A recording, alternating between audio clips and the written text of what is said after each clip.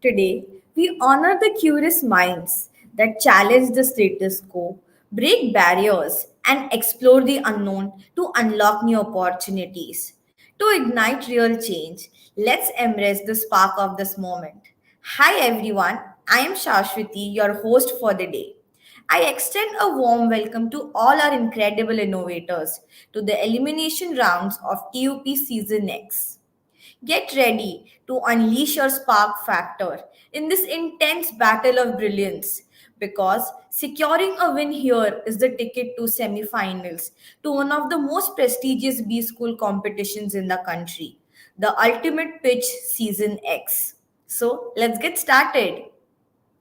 At Reliance, we thrive on fresh ideas and innovation. It's deeply embedded in our core, shaping every aspect of our businesses and social initiatives. The ultimate pitch was conceived with this spirit, serving as a platform for curious, pioneering minds eager to showcase their next big spark. Now, in our 10th season, TUP has evolved into an unparalleled journey. Continuing the decade long legacy, we flagged off the competition physically in the top 20 B schools across the country. At each of these institutes, we were met with enthralling audiences. The insightful sessions led by our visionary leaders truly sparked curiosity and creativity. But that was just the beginning. We have expanded our reach, connecting with thousands of students through digital platforms and virtual events, sparking this competition into a pan India celebration of bold ideas and innovation.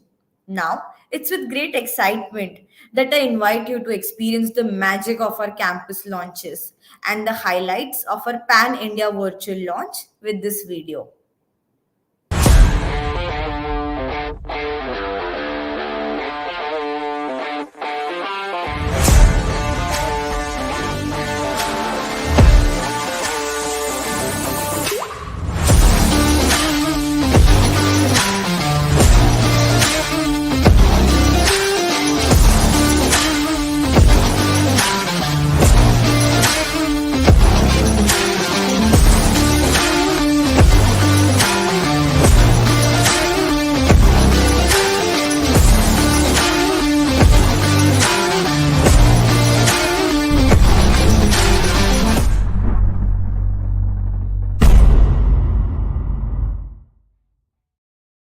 What an incredible response TUP Season X has received this year.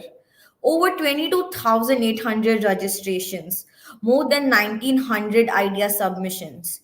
With 1 crore plus website impressions and 155,000 social media reach, the launch of TUP Season X was a huge success.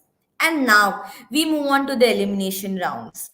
A huge thank you to everyone for making this such a remarkable launch. TUP Season X kicked off with a bang. Innovators from across the country registered to showcase their spark factor and compete for the ultimate glory. Each idea was bold, visionary, and aimed at tackling real world challenges. Our evaluators worked tirelessly to ensure no submission went unnoticed, carefully selecting those that had the X factor and that extra spark over the others. Those exceptional teams with remarkable ideas have now qualified for the elimination rounds of this ultimate competition. A big congratulations to all the teams advancing to the elimination rounds of TUP Season X. Kudos to each one of you for bringing your spark factor in this competition. Let's now do a quick rundown of what's expected to happen. I shall be calling out the team names. We will play their 3-minute video on the screen. Then the teams will get 3 minutes each to pitch their idea to the jury. This will be followed by a quick 4-minute Q&A. We request the teams to keep an eye on the timer. Also, post each team's presentation, we will have the jury take a minute to score the teams individually before we move on to the next team. You will be judged on 5 parameters. Your idea should be futuristic, should solve a real world problem, should challenge conventional wisdom, should be practical and scalable, and should have a strong business case. For the ultimate champions of this season, the national winners will take home a grand cash prize. And that's not all. We are thrilled to announce more rewards. Elimination round winners and runners up will receive 50,000 and 25,000 respectively, along with exclusive TUP merchandise. National finalists will be mentored by CXOs of startups at Reliance, helping you ignite your spark even further. Additionally, all national finalists and select semi finalists will stand a chance to win a pre placement interview opportunity. And what's new this season? National finalists and select semi finalists will have the ultimate opportunity to engage in self reflection and enhance their skills with Level Up. So get ready, bring your A game, and give it everything you've got. But hold on, what's a competition without a stellar jury? We are thrilled to have some of the brightest minds from Reliance with us today. They will be closely assessing your presentations, evaluating your ideas, and will provide their inputs at the end of your presentations. I'm so thrilled to announce our esteemed jury for this elimination round. Today, we have with us Mr. Manish Mittal, Senior Vice President of E-Commerce, and Mr. Arush Kishore, Vice President Petchem, Supply Chain, Integrated Liquid and Gas. And with that, let's get started. I'd now like to call upon our very first team for the day, Team Trailblazers from IM Shillong. Every year, India generates around 9.3 billion tons of plastic waste, of which 40% comes from packaging alone. Also, India produces approximately 683 billion tons of crop waste annually, which includes both edible crop production and surplus materials. This plastic crisis threatens our environment, while at the same time farmers face distressing challenges, including rising debts and crop failures. But what if we could turn this waste into a solution? Introducing an innovative approach to packaging that utilizes agricultural waste to create sustainable bioplastics. This solution not only addresses plastic pollution but also provides farmers with new income streams. In this idea proposed, 10 states are chosen along with the crop in each state that experiences the most waste, and a solution is proposed to make bioplastics from these crops. The states and their respective crops are shown in the picture. For example, onion bioplastics are made from the cellulose-rich skins of onions. These biodegradable materials naturally decompose and possess antioxidant properties that extend the shelf life of food. Imagine packaging that not only protects your food but also reduces waste. The market for biodegradable packaging is booming. The global bioplastic packaging market is projected to grow significantly, with estimates suggesting it will reach approximately 87.98 billion US dollars by 2033, up from 21.09 billion US dollars in 2024. This growth reflects a compound annual growth rate of about 17.2%. Bioplastics currently account for approximately 0.5% of the over 400 million tons of plastic produced annually. The global production capacity for bioplastics is expected to grow significantly from around 2.18 million tons in 2023 to approximately 7.43 million tons by 2028. This growth is driven by increasing demand and advancements in polymer technology, allowing for a wider range of applications across various sectors, particularly packaging, which represents about 43% of the total bioplastics market in 2023. In 2023, bioplastics producers were operating at an average utilization rate of 82%, with actual production reaching 1.79 million tons against a capacity of 2.18 million tons. This indicates that while there is significant demand, the industry is also nearing its current production limits. The solutions are not just visionary, they are scalable. By establishing processing units near agricultural communities, we can minimize costs while creating jobs in rural areas. The technology to convert agricultural waste into bioplastics is already available. It's time to implement it. Imagine a future where plastic pollution is significantly reduced, where farmers thrive through sustainable practices, and where communities benefit economically. This vision can become a reality if we act now. Thank you.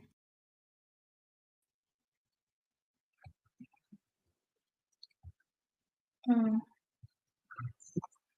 Hi everyone, this is Team Trailblazers from IM Shillong and I'm Tanya Tripathi. So I am giving my presentation on bioplastics. First of all, we all know that the how prevalent is the situation of plastic pollution in India. So India generates approximately 9.3 million tons of plastic waste each year, out of which 40%, which is around 3.72 million tons, comes from packaging alone. On the other hand, there is agricultural waste also generated in India, which leads to farmer distress and the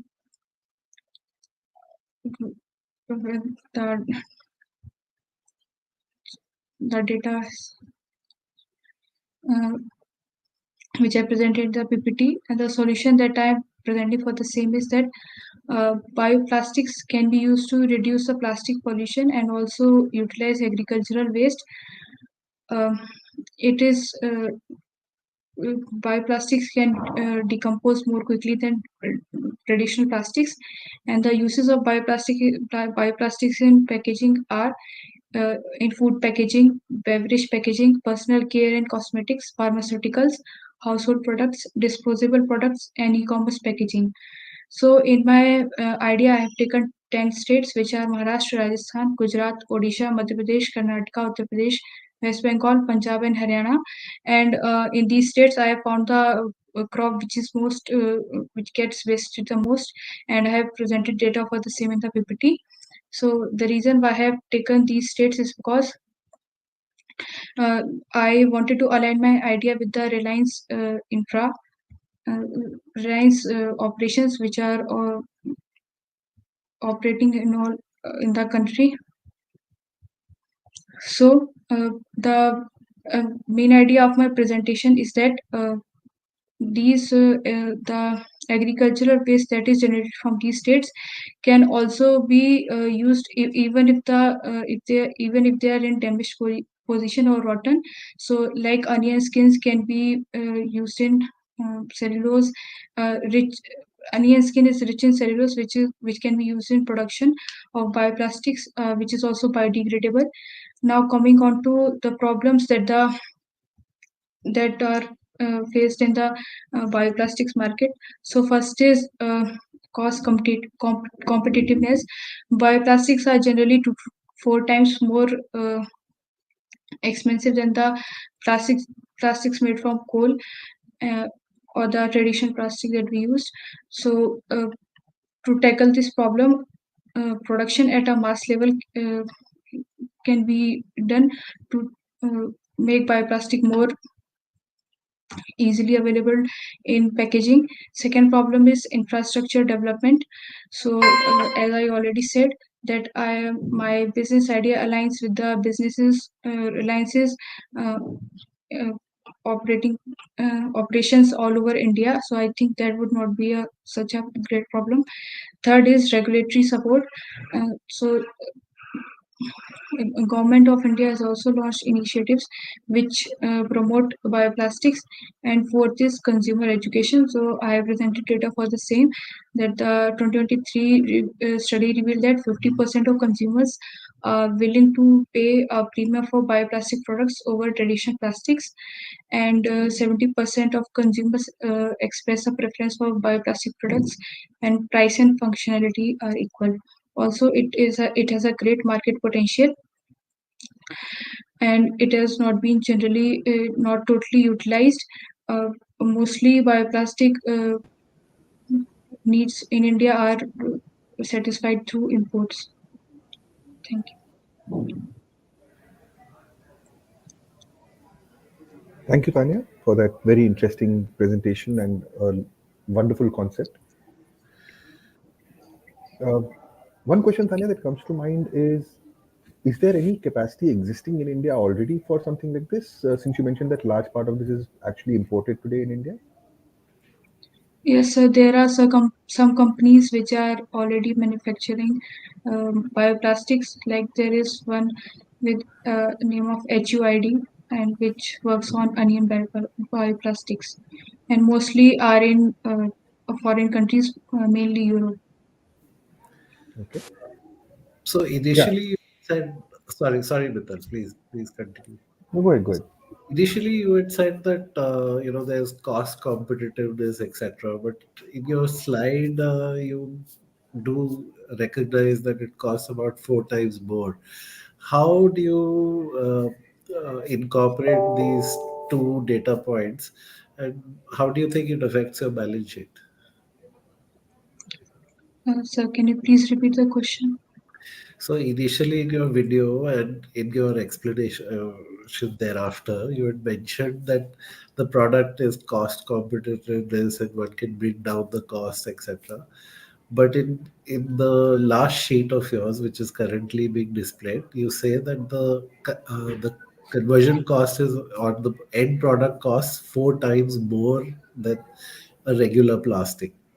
So, how do you think your balance sheet can reconcile with that kind of a difference? Okay, sir. So I Balance think sheet, business plan. Sorry. okay. So I think, sir, that the 2 to 4 times being more costly than the regular plastic we use, it can be reconciled with business plans in the sense that, as I mentioned in my presentation, that I presented my idea to align with the Reliance's existing operations and the Reliance's existing infrastructure.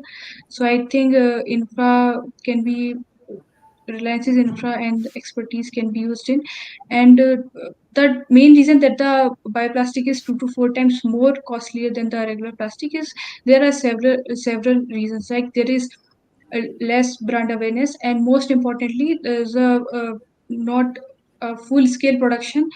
That the scalability is very low. That's all. That is also the reason that the bioplastic is uh, costlier than the regular plastic. So I think when it reaches its full potential, then the cost will automatically come down.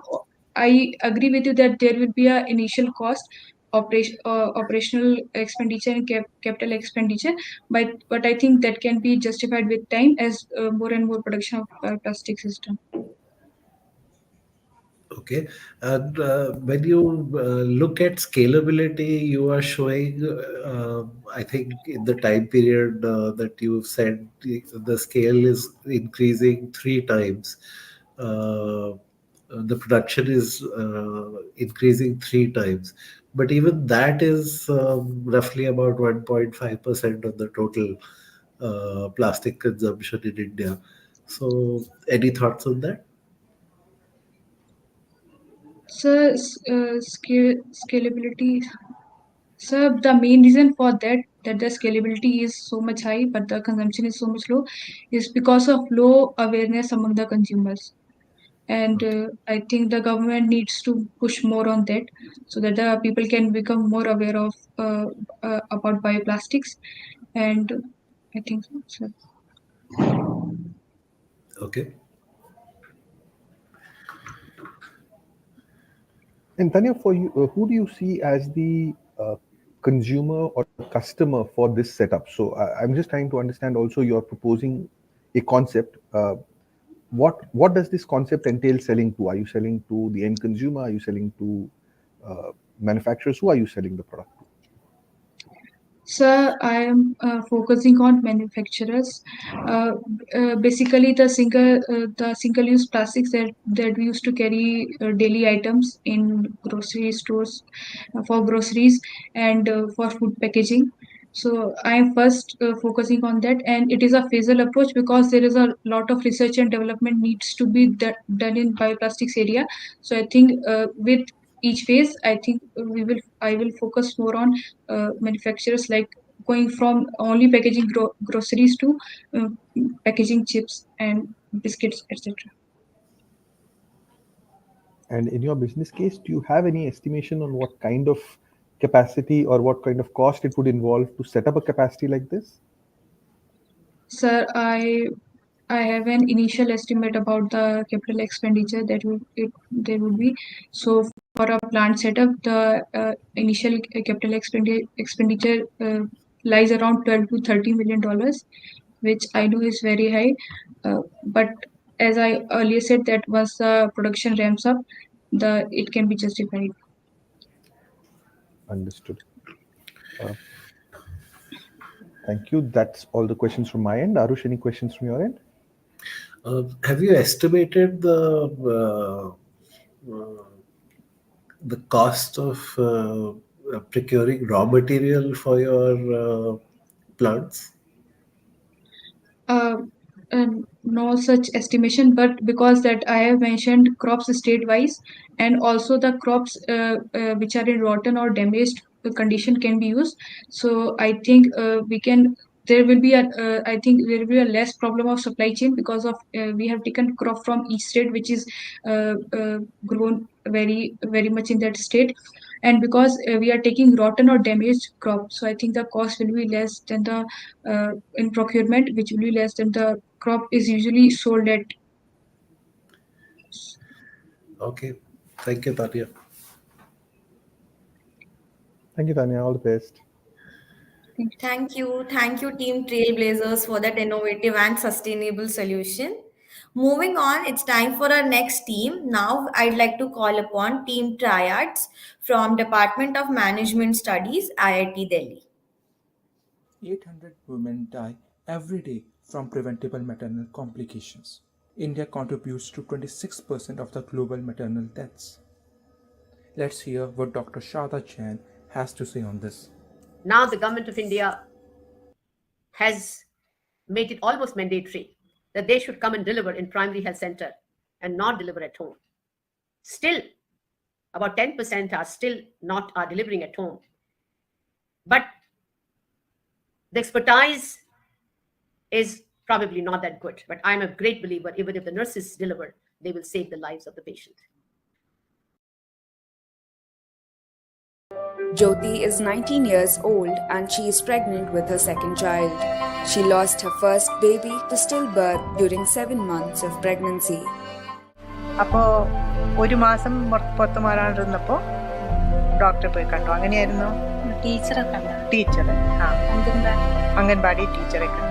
Okay. ആശുപത്രിയിൽ പോയി പ്രസവം ഉണ്ടായി 7ാം മാസത്തിലാണ്. ആ അപ്പം കുട്ടിക്ക് ഉണ്ടായിരുന്നില്ല. ആ അതിന് മുമ്പ് പക്ഷെ കുട്ടിക്ക് ജീവൻ ഉണ്ടായിരുന്നു. India, the major reason why the young mothers die is because they lack knowledge and resources, and which is a major challenge. Secondly, low doctor to patient ratio limits their access to timely maternal care. And now we are introducing our solution, that is Jenny Care. So in this, a handheld device is given to the ASHA workers. The ASHA workers measure the vitals of the pregnant women, as well as then the data is sent to the mobile app. The mobile app then transfers the data to the AI. The AI not only gives feedback based on the vitals, but at the same time it identifies high-risk women, and those women are then sent to have a higher care through hospitals or other platforms. And this whole data is recorded in the web portals, and this ensures that a continuous data transparency is maintained in this whole process.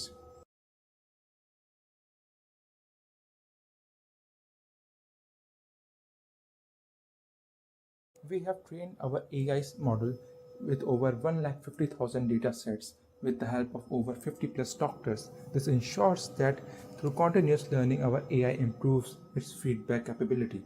We believe that Journey Care could significantly reduce maternal deaths by identifying high-risk pregnancies early and ensuring that women receive proper care even in areas with low doctor-to-patient ratio. That's all our side. Thank you. Good afternoon, everyone.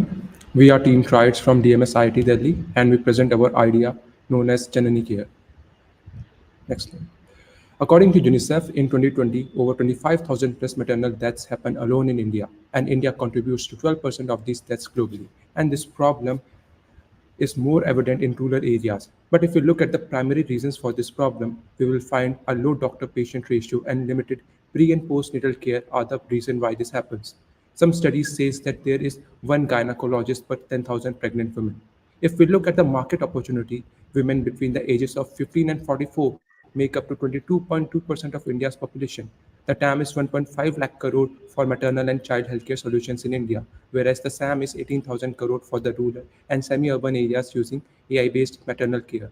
SOM is 900 crore that Journey Care aims to capture in its first few years. Furthermore, this growth is supported by government initiatives like Pradhan Mantri Surakshit Matritva Abhiyan or Poshan Abhiyan, etc. Next slide. If we focus on the customer journey, first the healthcare or the ASHA worker updates the checkup data from our medical device to the cloud via smartphone. Then it is analyzed by our AI module and then split based on high risk and low risk. Cloud doctors then verifies it and then sends the feedback to a local doctor. So the local doctors gives treatment based on the report and the cloud doctor's feedback. With that, the ASHA worker suggests the needful medications, and then the doorstep and personalized healthcare is provided in this way. Furthermore, we have trained our AI model with over 150,000 data sets and with the help of 50 doctors. We want to target the regions of UP, Bihar, Chhattisgarh, Madhya Pradesh, and Northeast where the density of these cases is high. Next slide. If we look at the roadmap, we want to do a pilot testing of it in high-risk states like UP and Bihar in the phase 1. In phase 2, we want to expand it into 10 states. Then we want to do a full rollout across 28 states of India in phase 3. Our revenue mainly comes from annual subscription plan to primary healthcare centers and the AI diagnostics given to pregnant women. We are also estimating a revenue of 1.3 crore in the first year and scale it to 43 crore in the fifth year. And we have estimated that our cost for the year 1 to be around 3.1 to 5 crore. We aim to achieve break even by year 5. The major challenges in this area we perceive are data security. Also, tech reliability is another major one, and regulatory compliances also is a major challenge. To ensure that we create a profound impact, we aim to partner with government bodies, private hospital and NGOs, pharmaceutical companies, or telecom providers. Furthermore, we also believe that with this vision to create a sound environment for the healthcare, for the health industry overall, and for the maternal care, we are ready. And that's all from our side. Thank you.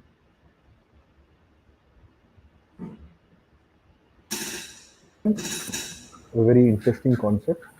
Uh, So, One hi basic guys, question to start with: can you is just there throw more is this light actually a on working model that you have in place? You mentioned the unit 150,000 economics that you data mentioned? point training already being What are done. you planning to charge uh, the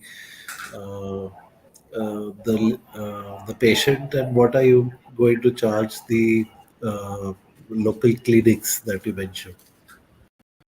So, if you can move to the last slide, please. The previous slide.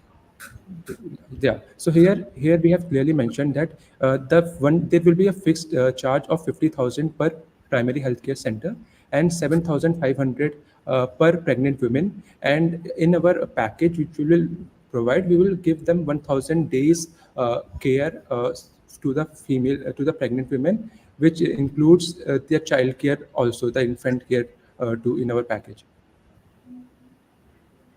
Okay. Uh, do, Considering your target market, do you think these are sufficiently priced? So yes, definitely, it might appear that it is sometimes overpriced, but what we are targeting here is through Ayushman scheme, we are trying to target these. And similarly, we are not giving them a one-time solution. This is for 1,000 days, so roughly approximately 3 years. So 3 years, if we look at 3 years, then this overall model seems feasible. Okay. Uh, my other question is, are you aware of the issues not limited to regulation behind online medicine dispensing or sale? So yes, definitely there are issues which we often face with regards to regulatory compliances. Firstly, that not anyone can give medicine. So doctor prescriptions is often required, and that's why in our model also we have ensured that the final prescription is given by a local doctor, and the role of the ASHA or the healthcare worker is to just get the medicine from the medicine shop and give it to the patient based on the doctor's prescription. Okay. Alternatively, have you looked at this as a revenue stream? Uh, what, sir? Uh, what Have you this? have you thought of this as a revenue stream? Sir, right now we have not considered it as a revenue stream, but we might like to look into it further. But right now we have only focused on our, because we are primarily focusing on creating medical devices. So if we go to our appendix, where we have also shown that we are primarily producing medical equipment, which will be a kind of kit, which we will, which is kind. Next slide, please. Next. So that kit will come along with, yeah. So here you can see this is a medical equipment which we are trying to build, and we will sell. This will come. We are focusing mainly on this device and our AI model as our main revenue stream, rather than focusing on the pharmacy aspect right now. But if we will find that feasible based on our own studies, we will definitely try to include that in future. And do you have any plans on equipment checks, equipment standardization, so that the data is of a high quality, is reliable So, at so our yes, end? yes, definitely, definitely. As I mentioned, in our first phase, that is the pilot phase. In that phase only, that is the 0 to 9 month phase, we are going to ensure that our product as well as our AI standardization is all aspects are needed. They should all follow the regulatory compliances, as well as they are approved by standard by regulatory agencies. Only then we will be aiming to scale this solution to more regions. Okay. And do you know of any such similar remote health offering which has got a regulatory approval in India? Sir, yes, sir, definitely. Like we have mentioned in our competitors, like these Toto, Care Mother, and Save Mom are few of the competitors which we see. They have kind of gotten this approval. For example, this Care Mother was incubated by IIT Bombay itself. So, and they have also got the government approval. So, what differentiates you from these services? Sir, basically, usually, firstly, their primary focus is not on the same segment which we are focusing. For example, if we look at this Care Mother is trying to provide online maternity solutions, but medical devices firstly expensive, as well as the same time they are trying to focus on urban areas right now. They are not going towards the rural areas. So we are a rural focused startup who want to focus on rural and semi-urban areas, but Care Mother is focused on the urban cities and the urban centers. Okay. Thank you. Um, you mentioned you already have a data training of 150,000 data points for the AI. Is that something? Is the model already functional? Sir, no, sir. Right now, although we are working upon this, but we have continuously trying to build this model further. That's why we have, as I mentioned, we in the 0 to 9 month phase, we will be testing this model itself. Okay. And how much dependence does your long-term model have on AI versus the cloud doctors that you spoke about? Which Sir, direction do you see it going more? So we definitely believe that since in the pilot phase we will be actually estimating that how much dependence it has. But what we actually believe here is that the cloud doctor has a very important role in the initial phase, because right now no AI is capable enough to replace human intelligence.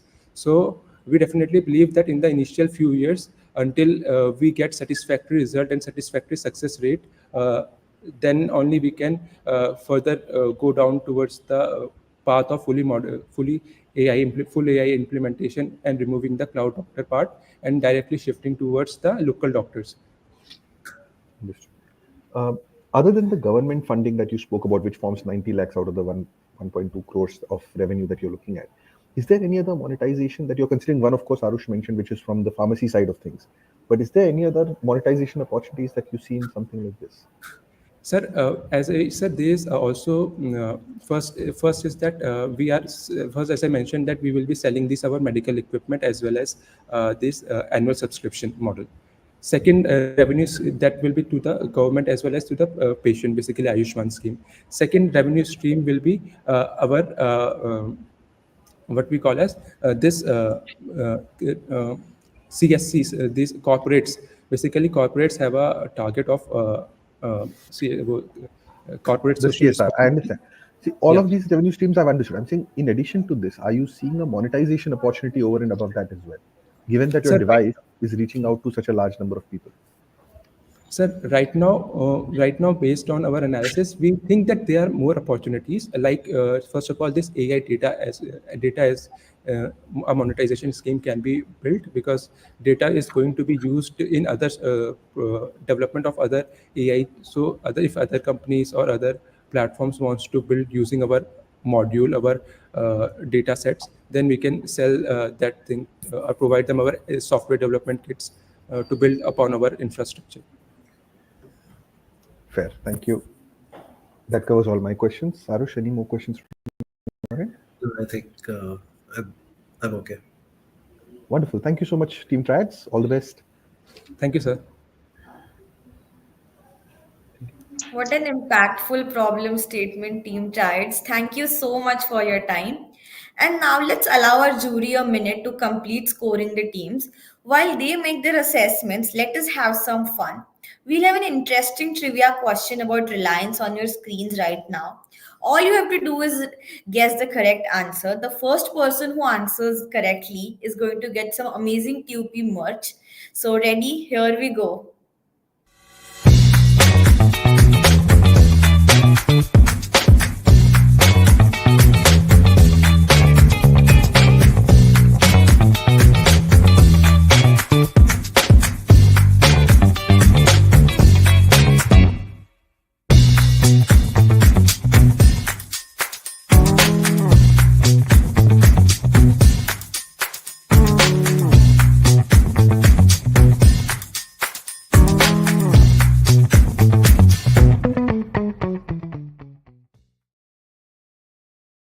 Harshit Garg, congratulations, you have guessed it right. Please reach out to us on our social media handles, or you can drop an email at support@unstop.com to claim your goodies. And now, time to move on to our next team. The next team coming on the stage is Team TAG from Xavier Institute of Management, Bhubaneswar. Hello everyone. Today I am excited to introduce a groundbreaking solution for architects and small builders in India. An innovative AR VR software platform that brings floor plans to life. Before we delve into the details, let me introduce our team. We are a group of forward-thinking professionals from XIIM Bhubaneswar, driven by our passion for technology and design. We are Team TAG. Our team includes Abhiksha Nayak, Gauri Bane, and I, Tarun Khandelwal. Now, let's talk about the context. In India, over 70% of housing projects are undertaken by unorganized developers, small builders, and individual homeowners. A common challenge they face is helping clients visualize their homes using traditional 2D floor plans. This often results in time consuming site visits and miscommunication as clients struggle to grasp room sizes and layouts. Our 3D house modeling software offers a simple immersive solution. By using AR VR headsets, client can step into a virtual version of their future home. They can walk through each room, experiencing the true dimensions and visualizing various interior design options in real time. This innovation allows architects to better engage with clients, enabling them to explore layouts and designs interactively. The result is a more streamlined design approval process, reducing errors and increasing client satisfaction. The real estate market in India is expected to reach $1 trillion by 2030, with unorganized developers still dominating over 80% of the residential housing market. This vast and largely untapped segment is where our product shines, providing architects and small builders with a cost effective, practical solution that enhances client communication. Our business model includes subscription services for the software, targeting architects and real estate developers. There are also opportunities for strategic partnership with design firms and construction companies. Given the increasing demand for visualization tools, which are expected to grow at a CAGR of 20%, we are well positioned to capture a significant share of this market. We believe this AR VR software will revolutionize the way homes are designed and experienced in India, particularly in the unorganized sector. We invite you to join us in the transforming this industry and making home building a more transparent, immersive, and client friendly process.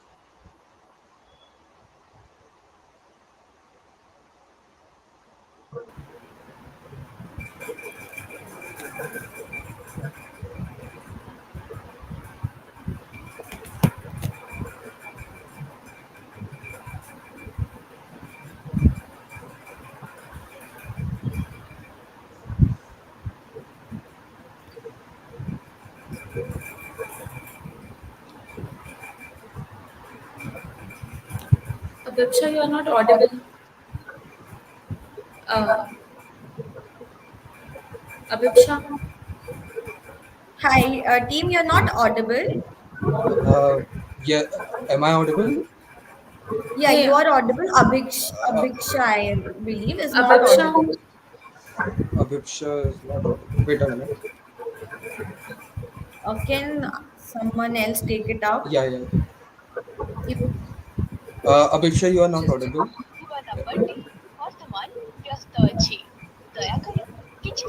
Abiksha, you are not audible.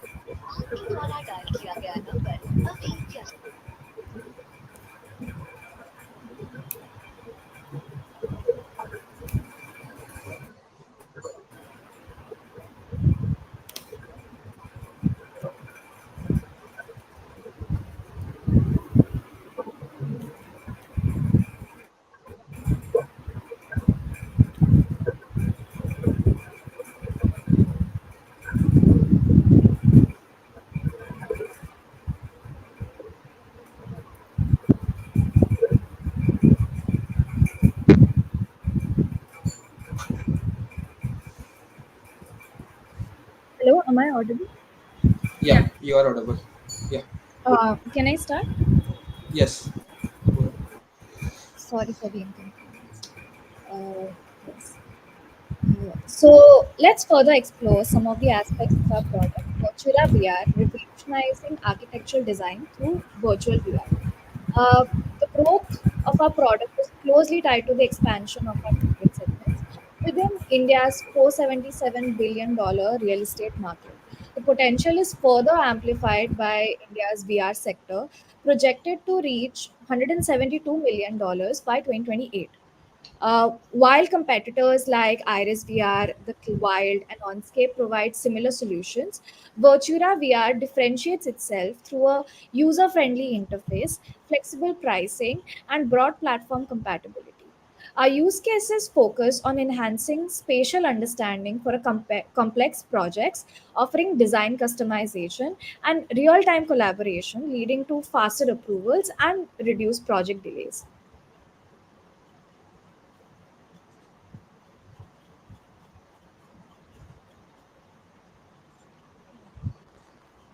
Gauri, you are not audible. Uh, Sorry. Empowering architects and designers to create, collaborate, and experience spaces in a fully interactive and immersive 3D environment is our mission statement. And to achieve this mission statement, here are our implementation details. Starting with the product development, wherein we have decided our core features, which are the VR environment, which is being built upon Unity.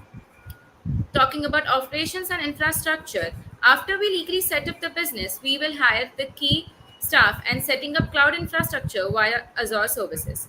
Coming to the financial planning, our key cost includes development costs, licensing, and cloud infrastructure. Apart from that, our revenue is majorly focused on a SaaS model. The further details are present on the next slide. The main pillar of our software to work is its integration with CAR and BIM softwares, for which we need to establish a partnership with CAR and BIM software providers like Autodesk and Revit. Apart from that, we also need to establish a strong partnership with the VR set providers like Oculus and HTC. Our detailed GTM strategy is present on the next slide. We are planning to sell it directly to the customers, which are small architect firms and individual architectures. So coming to the cost breakdown, we can see that our major cost head is the development cost, which is around 1.5 crore. Through our financial projections, we can see that our model is just both sustainable and stable, and we are able to get an operating profit of 53 crores in year 5. Coming to the go-to-market strategy, we are offering a 14-day free trial for the professional plan so that the customers can have a experience of our full capabilities of our software.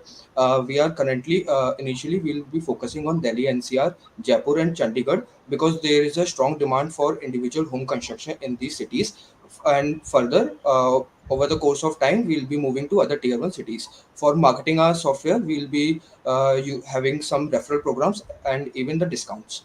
Thank you.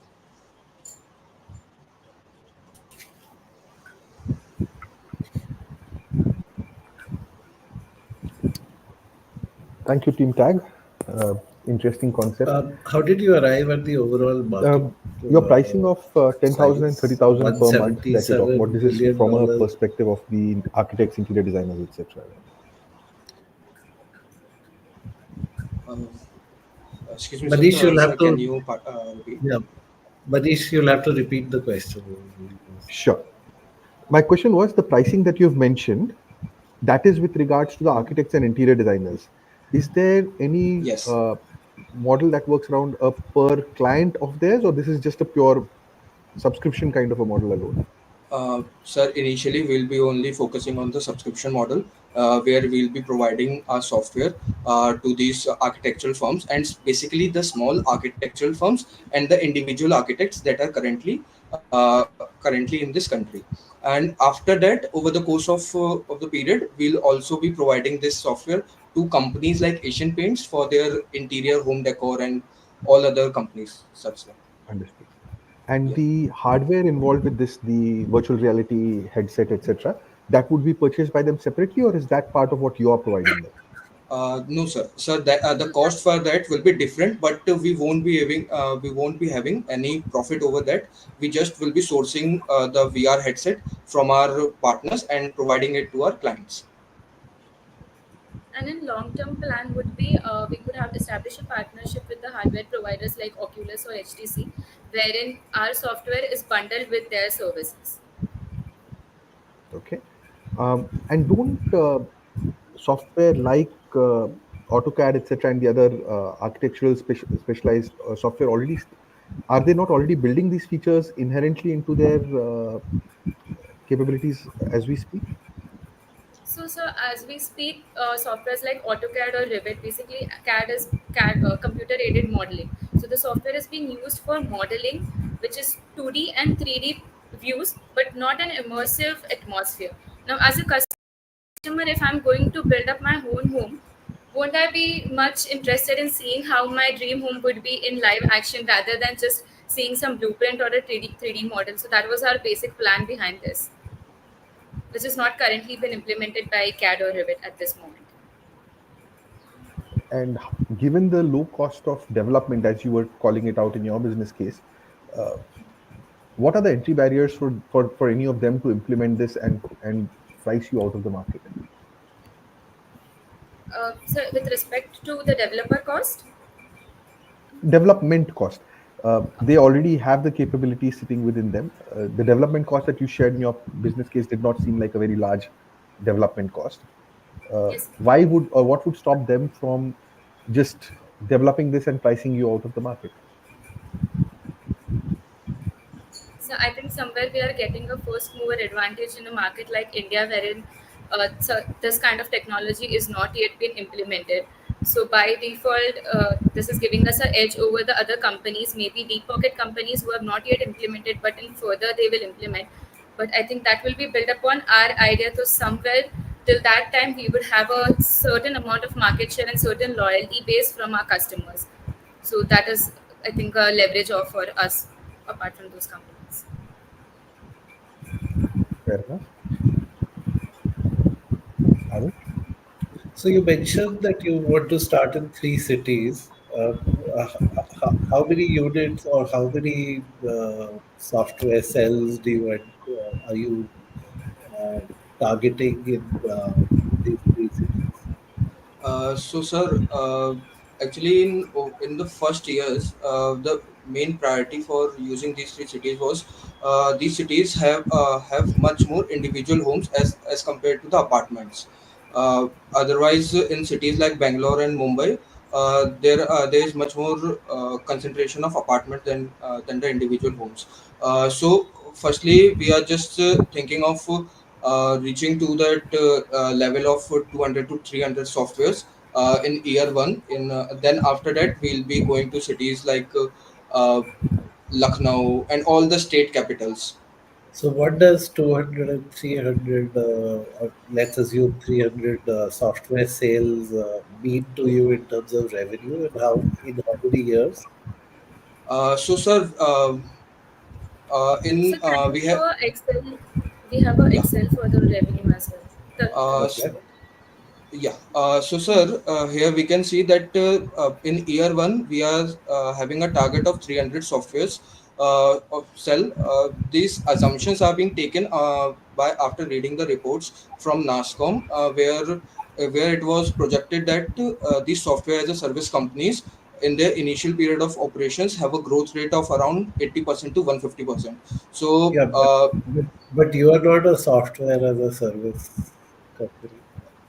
uh, yeah. We are do offering a software as a service since we'll be licensing or giving it away as a Okay, subscription, which okay, can be integrated upon okay. the Yes. CAD of it. Okay. So yeah, coming back to the Excel sheet. So you were saying? So, sir, what I was saying ki there the 300 customers we can easily achieve. It's currently in India there are 1,37,000 architects. So 300 is not even 1% of it. So that can be achieved if proper promotion of our product can be done. Because what these small architects face is that whenever clients approach them for the construction of their home, these clients are not able to visualize how our home would be like. So what these small architects do is that they take their clients to a home or any other house which they have built in the past, and they try to show, okay, this will be your room, and this much size can be your dining room can be. So they try to give an assumption and estimate to the clients. So now if this thing can be removed, even the architects will also feel that they'll be able to communicate betterly to the clients. Okay. Yeah, it Thank would you. definitely help in reducing the rework that eventually happens in such cases and help the customers make a more informed decisions on how they want their homes to be visualized, creating the customer delight. So, which is what we are Def- targeting. Definitely. Thank you. Wonderful. Thank you, Team Tag. Wishing you all Thank the you, sir. best. Thank Thank you, you. sir. Thank you. Have a nice day, sir. Good Thank you. job, good job, Team Tag. Thank you so much. Moving on, the next team coming up is Team Infinity from Institute of Management Technology, Ghaziabad. Hello everyone, we are Team Infinity from IMT Ghaziabad. The problem we are addressing is water crisis in India. Water, the source of life, yet in India, this vital resource is vanishing faster than ever. The country is facing a water crisis of unprecedented scale. 21 Indian cities, including New Delhi and Bangalore, are expected to run out of groundwater by 2025. Over 600 million people experience water shortage annually, and 200,000 deaths occur each year due to lack of access to safe drinking water. 70% of India's water is contaminated, making it unsafe for consumption. The situation calls for an immediate and innovative solution. Introducing Rely Water, a decentralized water as a service model that purifies and distributes clean water. Rely Water leverages solar powered desalination along coastlines. These units operate entirely on renewable energy, producing thousands of liters daily without stressing traditional resources. In arid and rural areas, Rely Water deploys atmospheric water generators, high tech devices that extract moisture from the air and convert it into potable water. Rely Water introduces blockchain enabled water credits. Households and communities generating surplus water can trade it in a secure marketplace, incentivizing water conservation. IoT powered sensors track water purity and monitor usage in real time, ensuring efficient water management and minimizing waste by up to 20%. Rely Water's go to market strategy is carefully phased. First, it targets water scarce urban cities which benefit from solar powered desalination system. Next, we bring atmospheric water generation to rural and semi arid areas. In coastal cities like Mumbai and Kochi, Rely Water taps into abundant seawater to provide sustainable solutions for communities and industries. By launching pilot projects in partnership with local municipalities and collaborating with government bodies, we will align with India's national water mission. Rely Water partners with IoT, AI, and blockchain technology providers to enhance data driven distribution. We also collaborate with industries like textile and agriculture, offering a reliable and sustainable water supply. Rely Water delivers clean, safe drinking water to millions, dramatically reducing the health risks. The blockchain powered water credit system rewards communities for surplus water generation. Powered by solar energy, Rely Water reduces operational costs by up to 30% and also drives job creation, especially in rural areas. The future of water is decentralized, renewable, and accessible. With Rely Water, India gains a future proof, sustainable solution to its water crisis.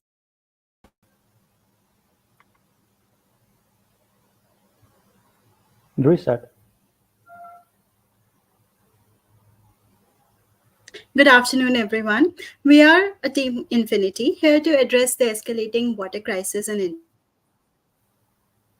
India, a nation that, despite world freshwater resources, this imbalance leads to extreme water stress over 600 million people annually, with severe implications for health, agriculture, and environment.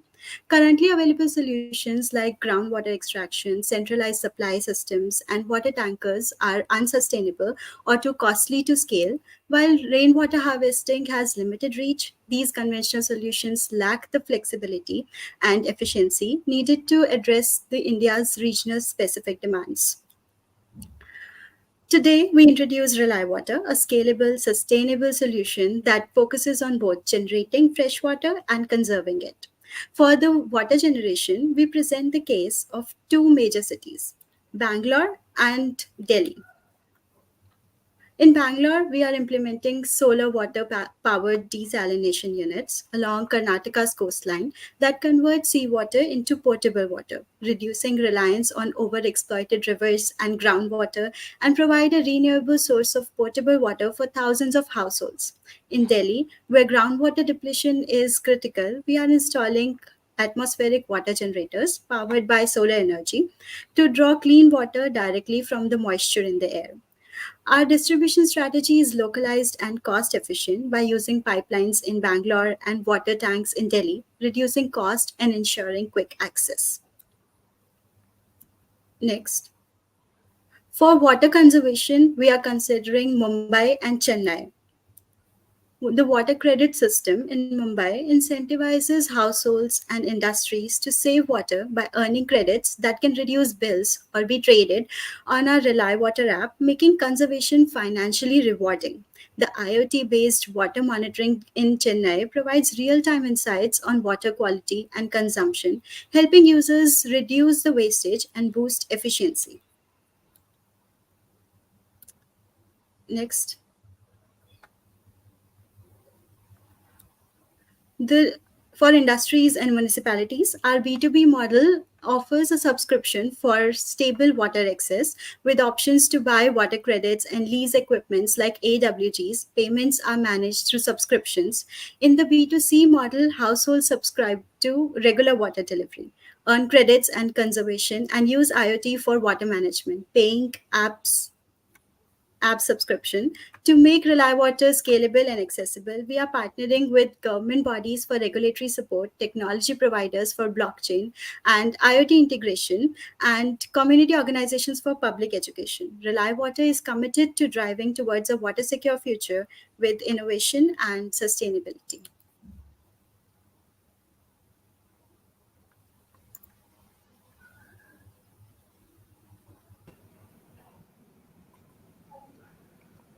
Thank you, Team Infinity. Quite an interesting and a massive undertaking that you guys have started on. Very nice.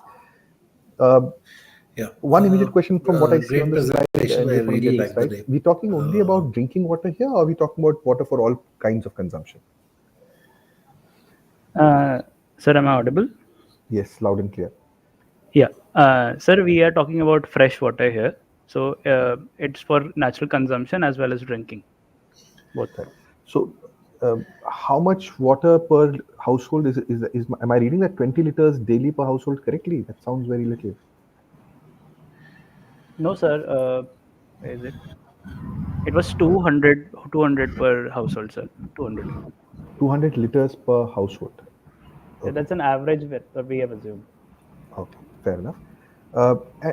All the subscription model that you're talking about, wherever you get your payments from, whether the industry or from the individual, this is in addition to what the individual is already paying the government, or is it a subset of that? How does it work with regards to the water that is already being supplied by the municipal corporations of the respective cities? Sir, this is actually in addition to what we are already paying to the government.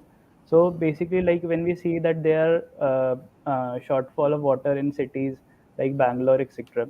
So whatever that you are getting in your household, you are already paying for that. But with regard to additional water requirements, you will have to go for the subscription model with Rely Water. So that is in addition to what you are already paying to the government. Okay, and the pipelines that will fetch this water will be different from the current pipelines, or it will just be within the same pipelines? Sir, honestly, it's a very capital intensive project. So we have not dig down in the process of like the what sort of things can be taken from the government, or we if we will have to lay down separate pipelines. But right now, the main idea here is that the usage of pipelines instead of water tankers will be used, because that will be more towards a long term achievement of the idea.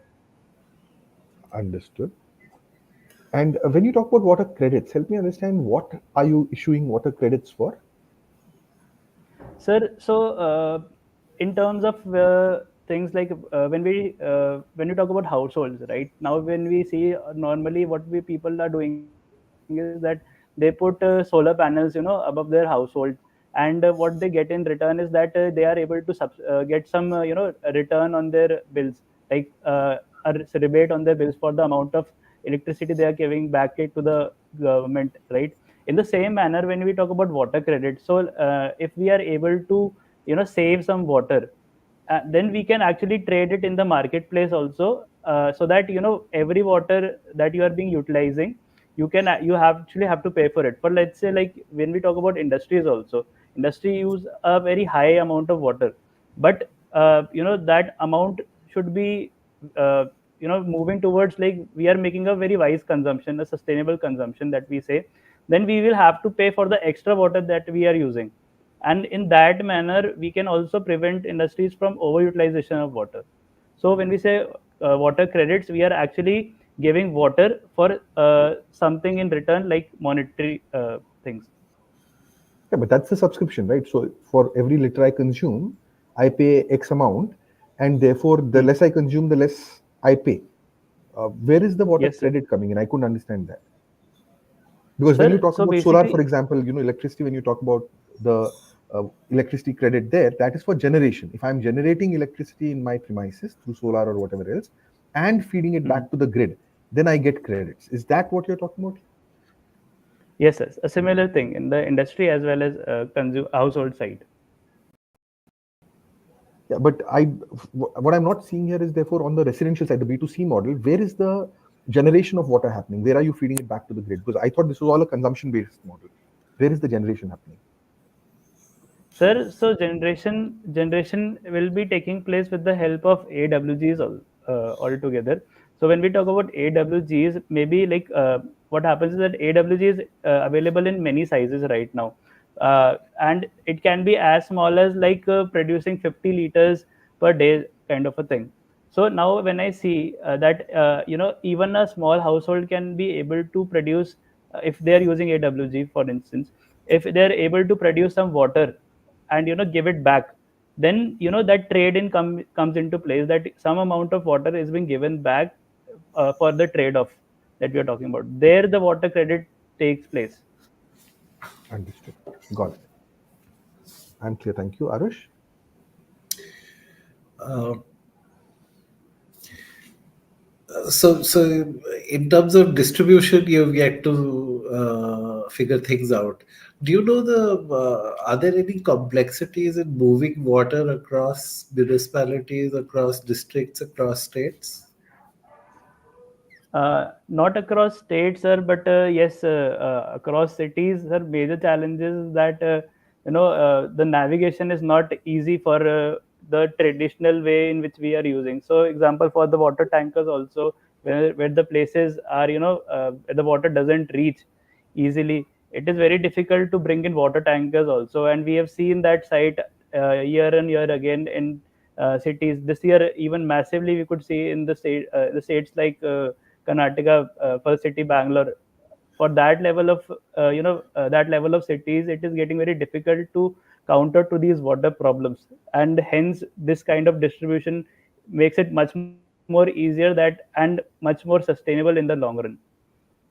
So, are you aware of any regulatory challenges that you might face? uh, Sorry sir, I'm not. Okay, okay, no problems.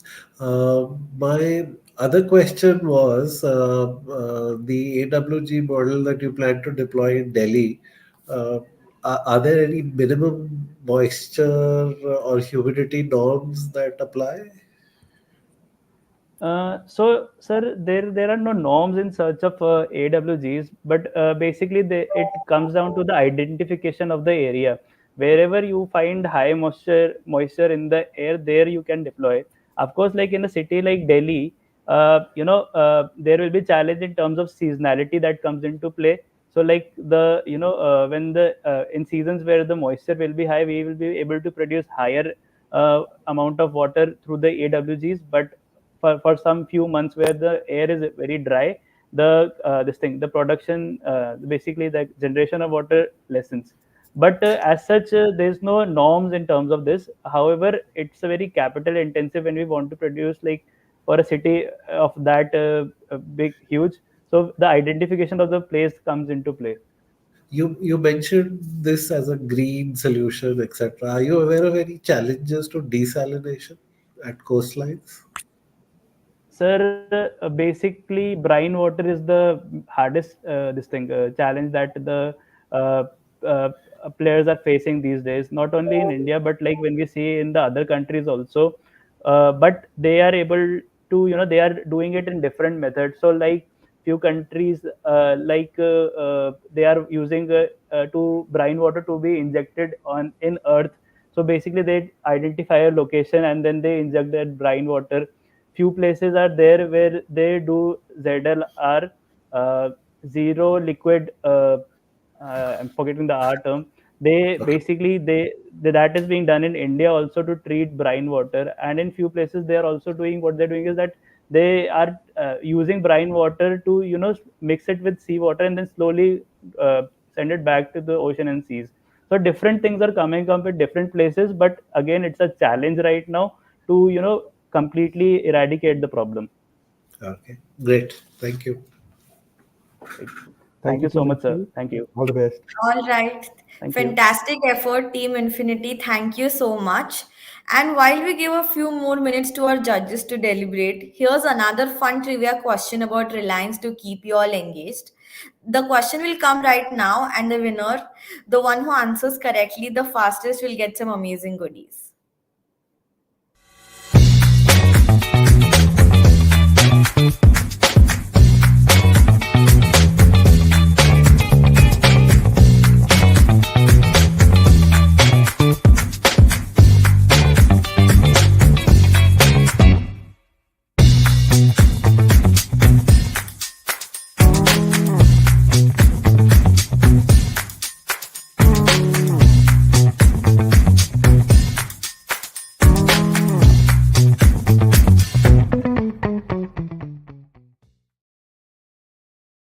Congratulations, Arihant Jain. You have guessed it correctly. Please reach out to us on our social media handles or drop a mail to support@unstuff.com to claim your goodies. And now let's move on to our next team. I'd like to welcome Team AgriVault from XLRI. India's economy is deeply rooted in agriculture, with nearly 50% of the population depending on farming for their livelihoods. Yet, despite its significance, the agricultural sector faces enormous challenges, particularly post harvest losses. Each year, 19% of fruits and 18% of vegetables are lost due to inadequate cold storage and inefficient transportation systems, costing India an astounding 30,000 crores. But what if we could turn this crisis into an opportunity? In India, The lack of cold storage infrastructure leads to the loss of 12% to 30% of key perishables such as mangoes, bananas, tomatoes, and onions. This massive gap of 3 million metric tons in cold storage capacity, coupled with 97% of fruits and vegetables being transported by road without refrigeration, worsens the problem, resulting in significant spoilage. The impact is devastating, not just for smallholder farmers, but also for middlemen, wholesalers, and agri businesses who handle these goods. These post harvest losses equate to Rs 30,000 crores annually, affecting millions of livelihoods across India. A study by ICAR demonstrates that cold storage integration can extend the shelf life of produce from 2 days to 21 days, potentially reducing spoilage by up to 80% and increasing profits by 25%. This could transform how India handles its perishable produce, ensuring more efficient market access, reducing wastage, and boosting incomes across the value chain. Our solution, AgriVault, is a walk-in, solar-powered cold storage hub specifically designed to tackle this problem. Our solution aims to preserve perishable goods and increase profitability for middlemen, wholesalers, and agri-businesses by extending the shelf life of produce from 2 days to 21 days. AgriVault's cold storage hubs are powered by solar energy, and the energy is stored in thermal energy storage systems for cooling during non-solar hours. These systems are configured to automatically switch to grid electricity if thermal energy storage is depleted below a minimum level. Users can also adjust the temperature range from -4 degrees Celsius to 15 degrees Celsius. AgriVault's containerized cold storage units are quickly deployable, requiring minimal civil work at the site, making them ideal for remote locations. AgriVault cold storage facilities will be placed in prime agricultural hubs, regions with the highest output of produce. AgriVault offers cold storage facilities with capacities ranging from 5 to 100 tons, accommodating the varying needs of middlemen, corporates, and larger agri-businesses. AgriVault integrates a real-time machine learning-based system to manage available storage space efficiently. Users can access their assigned shelf space quickly using a QR code, making the process seamless and convenient. AgriVault is more than just cold storage. It's a lifeline for India's middlemen and agribusiness. By reducing post-harvest losses, preserving their produce, and offering flexible, affordable storage solutions, we empower the entire supply chain to thrive.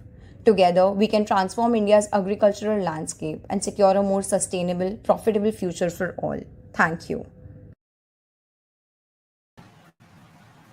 Hi, we are Team from Acceleration Shaper, and today we'll be presenting our idea. India's food doesn't just grow on fields, it's slipping through the cracks of our storage gaps.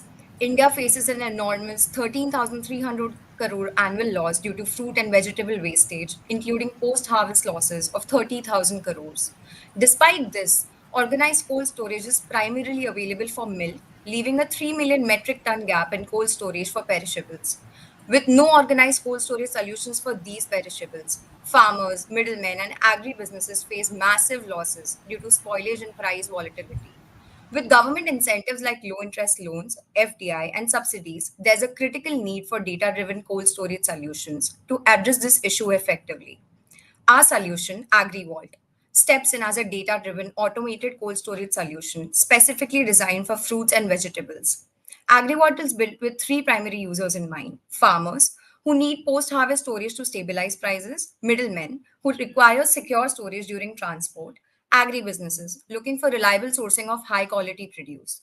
Each of these users face unique challenges from spoilage to market disconnection. AgriVault is tailored to address these pain points with flexible subscription plans and easy access to real time market prices. AgriVault's model is highly scalable, capitalizing on the 14.88% CAGR growth in India's cold storage market. With 50% capital grants under the Pradhan Mantri Kisan Sampada Yojana, we can rapidly expand our footprint, addressing a significant infrastructure gap in regions beyond the 80% concentration of cold storage units in a few states.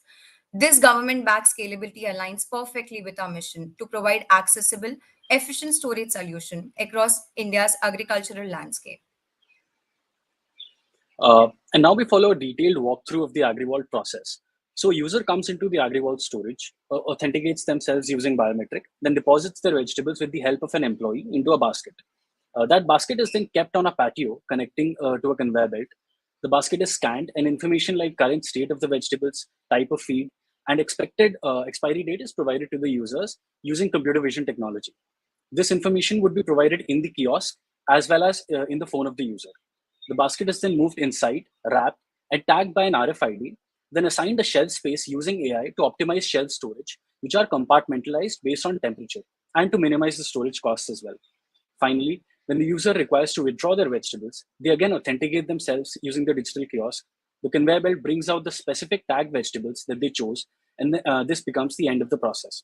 There's also a payment layer attached using UPI and or cash if the user requires.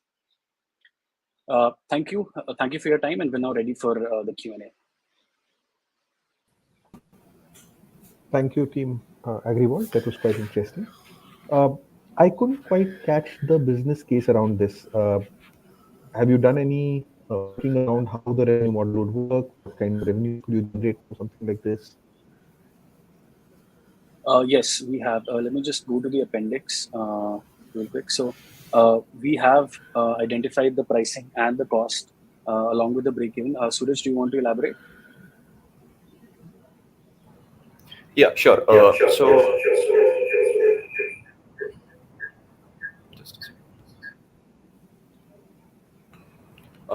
So we have three different tiers of the storage available in our current Forte that we have. So we have done it for 4, but the availability is only going to be 3. So it starts from 5 metric tons to 20, and then 50, and then 100 metric tons. So it is catered based on the varying demands, starting right up from the small farmers and then going right to the top to the agribusinesses. So we have set up costs, and we have included the Pradhan Mantri Kisan Sampada Yojana subsidy in it. And then we have factored in the annual maintenance, and we have taken 3 years as the break-even period. And the cost that we are getting, the subscription model that we get, the per rental subscription, it depends on per cycle. So one cycle is basically it's like 2-week long. So in a single month, we're going to have 2 cycles. And the uniform rental price per metric ton per cycle is coming up to be 1946 rupees, which is right now slightly higher than the traditional cold storages that we have in village areas, where they charge around 180, 190 odd rupees for a quintal of storage for almost 5 to 6 months. So going ahead, I mean, when we start off with our pilot program, we'll be targeting the agribusinesses. And then when we achieve the economies of scale, so that we have these cold storage, our AgriVault cold storage hubs in like 90 or 100 locations, we are going to open it up for small farmers so that it becomes economical for them as well. And also, just to add to that, so your question was basically the business problem that we identified. So currently, so we talked around cold storages. What they currently do, what the farmers... Is there a rental or... Okay, you have a land lease, sorry. Yeah. So currently, the major purpose of the farmers is not to save their storage. What they want is the prices, they fluctuate a lot. For example, currently the price of potatoes is 50. Next week, it could be 60. So they want to harvest at the minimum cost and sell it at the maximum cost and save that buffer period in the cold storage. That's the current purpose of the cold storages in India right now. The business need for saving the vegetables and fruits are basically perishables. That's not currently met right now. So that's the business gap that we identified and proposed a solution as. Understood. And what kind of capacity utilization have you taken for this on an annual basis? It looks like you're assuming 100% capacity, but I may be wrong. Yes, we have assumed currently 100% capacity because we have calculated, I mean, the cost sheet is prepared on a single storage unit, be it a 5 metric ton going up to 100 metric tons. So the costing that we have done is for single storage. We are yet to extrapolate it on a larger number of storage units and with varied capacity levels, the utilization levels. And have you factored in any people cost for manning this concept, or do you believe that will be entirely?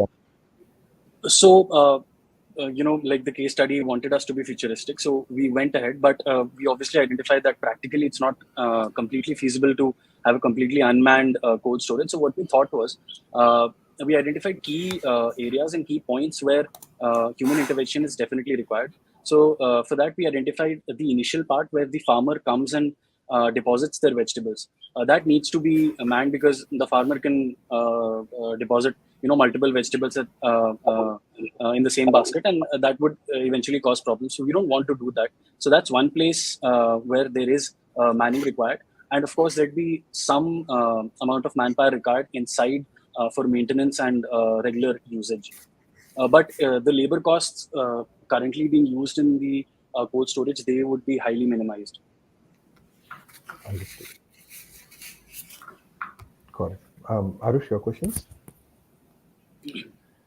No, unfortunately, I missed quite a bit of it due to a connection issue. But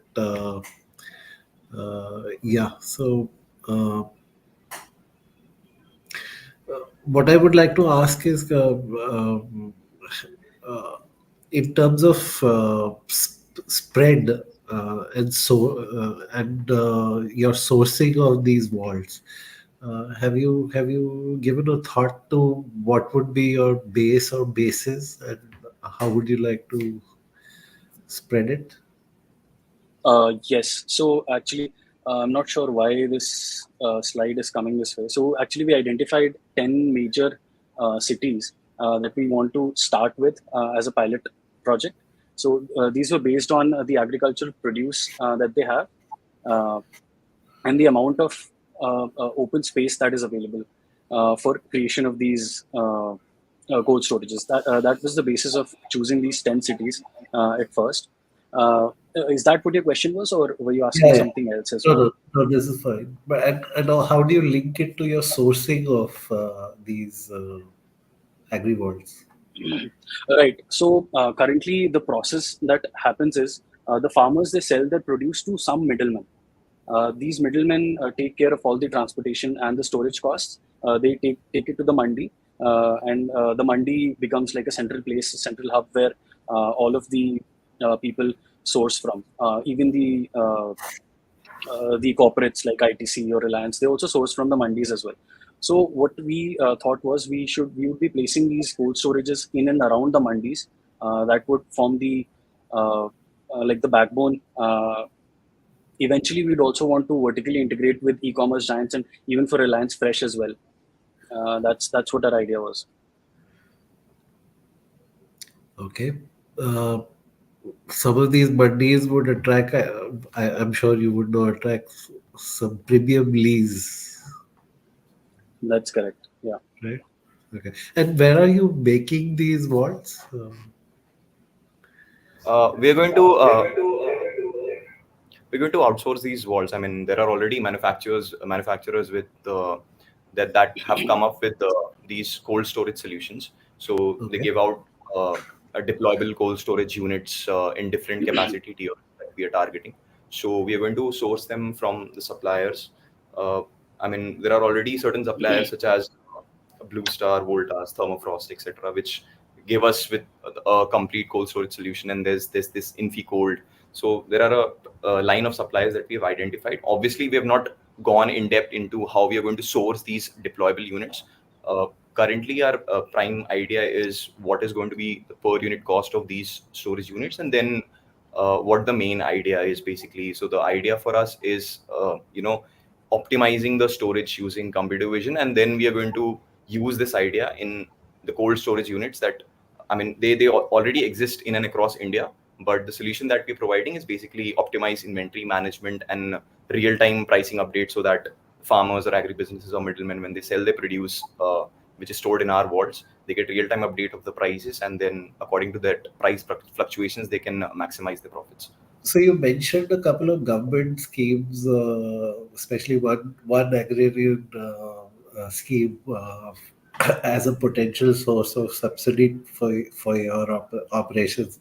But are you aware of schemes which directly address cold storage? So the government actually gives direct 50% subsidy for cold storages at the moment. That is something that we had found for the development of cold storages. Okay. So that's a direct benefit that the government provides and that can be leveraged. The cost of, for example, if Sure. it takes around 10 crores to build a generator. cold storage. The government gives nearly 4 to 5 crores of subsidy on that. Okay, great. Thank you. Thank you so much for that fabulous presentation, Team Angry Vault. And a huge round of applause for all the participating teams. The diversity of innovative ideas presented in this round is truly impressive. Today's contest has raised the stakes, promising an even more thrilling journey ahead. As you know, the winners of today's elimination round will be stepping into the semi-finals of T.U.P Season X, where you will be battling against the winners of other elimination rounds.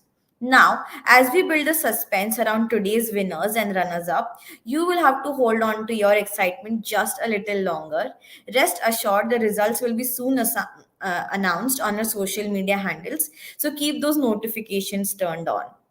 And as we wrap up this elimination round, we would want to extend our heartfelt gratitude to the jury for their insightful questions on all the ideas presented today. A big thank you to the audience and the participating teams for creating such an interactive and exciting event with your visionary ideas. You all were fantastic. With that, this is me, Shashwati, your host, signing off for today. Keep following us on all our social media handles and stay tuned for further updates.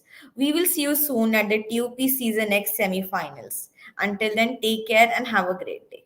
Goodbye.